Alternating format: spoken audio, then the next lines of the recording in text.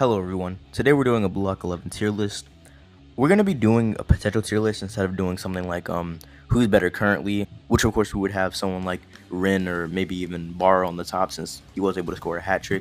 And we're also not going to be doing something like what they excel at most is what they'll be ranked on. So like Shigiri, we won't have him at S tier just because he excels at speed and he's probably the fastest one here. We'll be doing basically overall who has more potential as a striker. So to begin, we have the first one is obviously Otoya. We haven't seen too much from Otoya outside of the one match. Which of course he was pretty good in. I won't even lie. Like he has a lot of potential. Obviously, he's able to make it this far in the Block facility and be one of the Block 11. So he is something to be praised, of course. But but ranking him in between like someone in the Block facility, he wouldn't be that high. Maybe B, maybe high A, because people were pretty surprised at him and Karasu's portrayal in their match they had. So they may be around the same level of potential, I'd say. I'll put them both in B for now since we don't know too much about them. Okay, next is Shigiri. Now, Shigiri is someone I actually think is maybe B, high B or A tier, low A. So obviously things will change as we keep going on. Right now, I'll keep him at B tier. Obviously, he does have his 44 Panther shot and his amazing speed. You know, if he keeps evolving those and nothing happens, like he tears his ACL or whatever he did once more, he's going to be a force to be reckoned with because as a striker, speed is something that's amazingly important. And he also has good pace and stamina. So, you know, with that, if he's able to evolve his speed even more and keep himself in shape, then he will be an amazing striker. So maybe I'll put him up to A later in the list, or maybe I'll put him down. Who knows? Next is Gagamaru. Off the top of my head, I don't know where I should throw Gagamaru. I don't think he has more potential than like someone like Karasu, so it's either low B or C. Once again, as a striker, Gagamaru wasn't anything too special. His limbs were obviously the main factor of his striking abilities, was that he can get over on basically anyone that doesn't have longer limbs than him, which is basically no one except for maybe Ryu.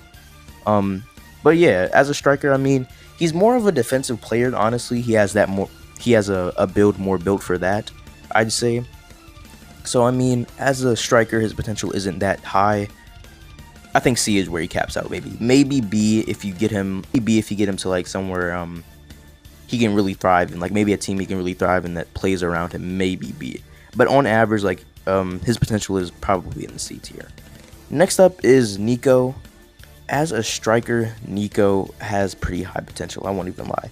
He may have potential above someone like Karasu, but you know, his perception abilities are on the level of Isagi's to a certain degree, or at least in some points of the story. Even in the U20 match, we see that Isagi is surprised that he's able to see as far as he could. And, you know, he was a pivotal player in some of the plays of the U20 match, which does speak to volumes to his potential. Since everyone in the block is still very, very young, and they have, you know, much time to grow.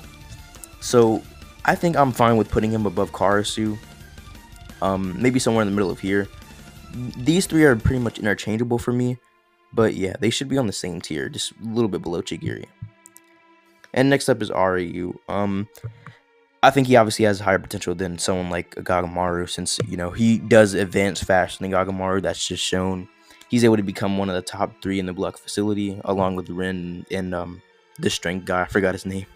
But yeah, he should have better stats than someone like Gagamaru and have better potential than him, just due to his amazing ability to, you know, excel and things of that nature. So I think putting him right here is pretty much fine.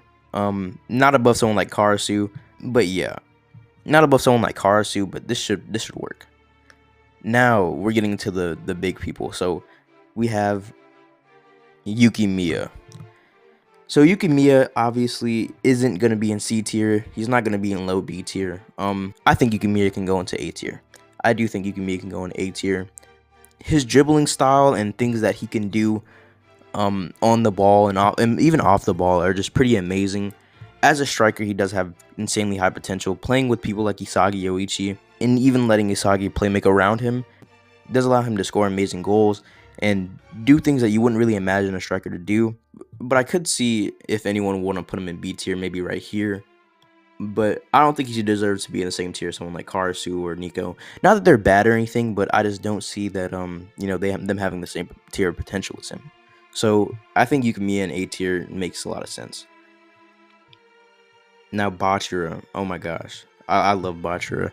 Bachira easily A tier, maybe even S tier, but I'll leave S tier for the top, top. I'll put him in A tier for now. Botcher's dribbling. I did a poll on my channel recently. Actually, people unanimously pretty much agree that his dribbling is way better than Yukimiya's street ball style dribbling.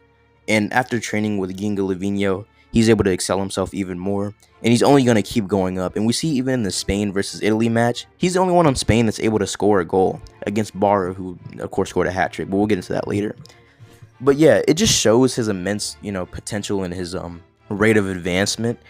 He's one of the faster advancers of the Blue Lock facility. He's able to, pick up on things very easily, and put them into play almost immediately. And honestly, if you look at it from a narrative standpoint, it kind of just makes sense for him to have one of the highest potentials. He was one of the first people to befriend Isagi in the Blue Lock facility, and they kept it that way for a while. They've been, kind of like the best bros, like out of anyone Isagi is really friends with. And obviously Bachira should be one of the people that are going to be in the Blue Lock team for the U20 match. It would just make sense for him to have one of the highest potentials in the series. So I think putting him at A tier and maybe an S tier isn't a bad take to have. Now we have Rayo. Rayo is an absolute monster. His adaptability and his ability to copy things is just insane and amazing. I think this would put him above someone like Yukimiya, since Rayo is someone who advances and excels in every single stat, and he's extraordinary in everything.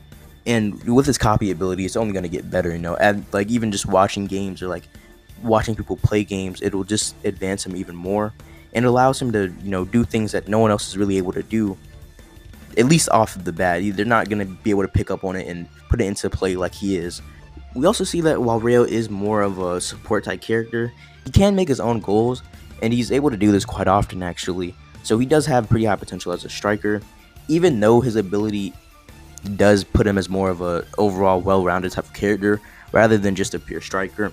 So I could see arguments made from to maybe be below someone like Yukimiya, but I think with his ability, it probably does get him above Yukimiya. If he would just focus on striking, then yeah, I think he could be in this tier of potential, just above Yukimiya maybe. Now next up is Rin. I think this one's pretty obvious, easy S tier. The Itoshi blood runs hard in this one. We see that after Sei gets back from his training and wherever he went overseas, he's completely crushed. I'm gonna do a video on this later on how Sei Itoshi is the failed egoist, whatever. But he's completely crushed after his defeats, and it's kind of implied that he's been losing overseas while Rin has been excelling. And he decides that Rin is someone who should have potential to be the best striker alongside him, who will be the best midfielder. Now, while Rin doesn't want to do this initially, and he wants to be like the second best striker, while his brother is the number one, he should have the potential to be the number one, just based off of Sei Itochi's insight. Sei being one of the new generation 11, one of the best players. I think he is stated to be the best player in Japan. Being able to contain someone like Shiro Ryusei, who's an egoist no one in Blood could contain, it's pretty clear that he does have pretty good insight on people's skills and abilities, and he should be able to know how good Rin could be able to be at least after playing with him for years on end. So it just kind of does make sense. Now next up is Nagi. I think this one's pretty clear as well. It's easy S tier. As a striker, he's kind of unparalleled besides someone like Shido or Rin. He just advances way too fast. He excels in everything he tries to do, basically.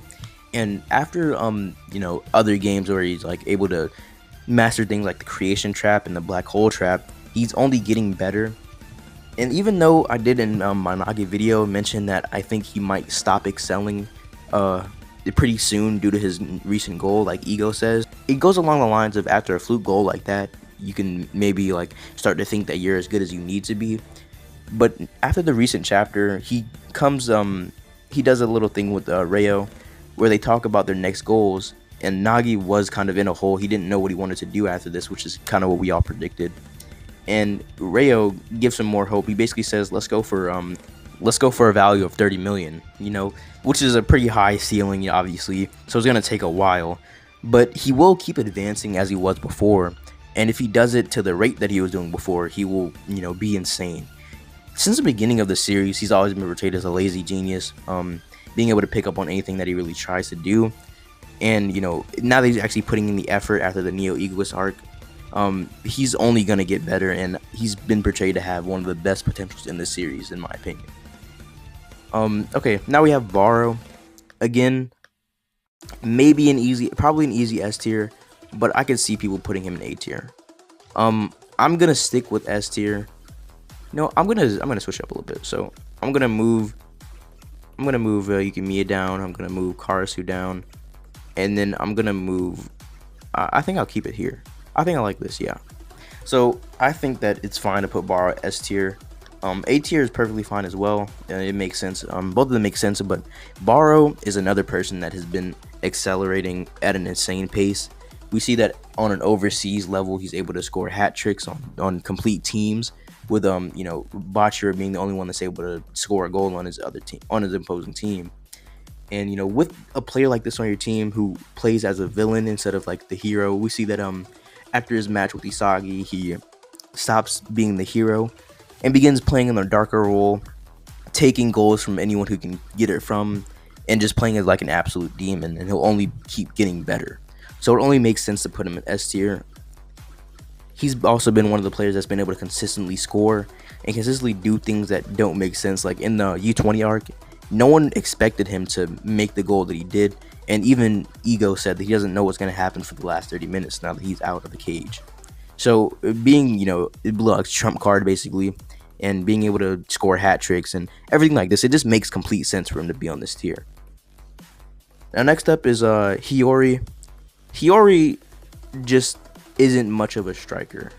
I don't know. I don't remember any feats of Hiyori being someone like portrayed to be a striker. I wouldn't put him back here. Maybe up here with Gagamaru. It's arguable, Hiyori is more of a support character. We see this in the Neo Egoist arc. He's able to, support people like Isagi, but he's never been really portrayed as a striker alone. The only thing that really shows that he is a striker is him being able to survive this long in Blue Lock.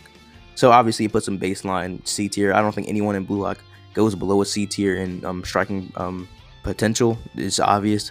If they're able to make it past the selection exams, they should be higher than C tier. It just makes sense. So Hiyori doesn't have much to speak of in terms of striking abilities. He just has really passing abilities and things like that. So it doesn't really make sense for him to be anywhere else. But Gagamaru, I just don't think has the skills to be above him. It really doesn't matter. It really doesn't matter where they go, because they're both just non-strikers really. So it can go either way with this. But Hiyori's not too much as a striker. Now finally, it has to be Isagi Yoichi. It's I think everyone knows where I'm gonna put him. I said it multiple times. Easy S tier. So I've said it multiple times on this channel that I think that Isagi will be the one to lead Japan to a win in the U20 World Cup, and it's pretty clear that that's kind of the way the narrative is going as well. I'm gonna put Barrow down here just for I have kind of OCD, so I want it to be kind of evened out. So back on track. I'm sorry, but I think it's pretty obvious that he's going to be the one to lead Block to the win in the U20 World Cup. It's pretty much been the whole narrative since chapter 1. He's going to be the one to lead Block. And then even in the U20 match, we see that he's someone who's able to lead people on a high level. People like Rini Toshi, people like basically everyone on the U20 team. And even in the recent chapters, he's able to lead people like Yukimiya into evolving himself into a higher level. Isagi's whole impact on characters throughout the whole series has been to just purely evolve them. We see this with the Rin. He pushes him to evolve even more, even though Rin doesn't like him too much. We see this with Nagi. Even though Nagi, like before he met Isagi, didn't really like soccer. He just played it because basically Ryo told him to. After fighting with Isagi, he had an awakening, and then he ended up choosing Isagi over Ryo. So we also see this with Ryo. After he fights Ryo, he begins evolving himself once more to take Nagi back from him. We see this with Baro. He basically pushes Baro down and makes him into a villain, which evolves him even more. You know, it's just kind of a consistent thing that Isagi is someone who pushes people to evolve further. In the end, he's always going to have the highest potential and, you know, being the one pulling the strings behind the scenes. So this is basically my tier list. Obviously, if you disagree, put your comments down in the comments down below. I think everyone's going to agree with Isagi S tier. I think everyone in S tier is kind of unanimously agreed upon. Maybe you can put Nagi in like number 1 or you know, maybe number 2. It doesn't really matter to me. My final tier list would look something like this. So I'm interested to see your list in the comments down below, so go ahead and drop them. But if you enjoyed the video, of course, make sure to like and subscribe. Goodbye.